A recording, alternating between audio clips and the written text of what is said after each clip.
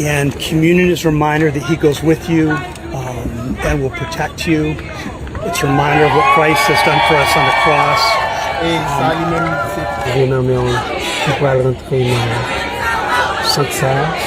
Nous sommes capables de protéger Seigneur. On est gens au cœur.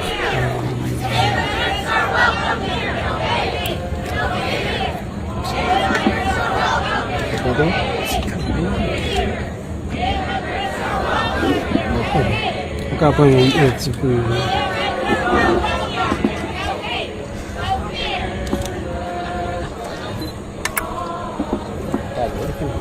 Ah, les gars, moi, Il y a encore on va regarder au fond.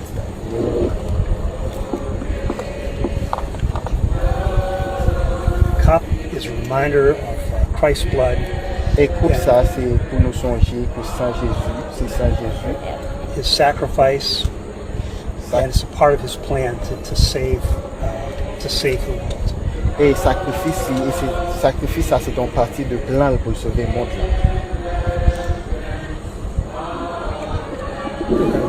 Anointing is another symbol of God's presence with you.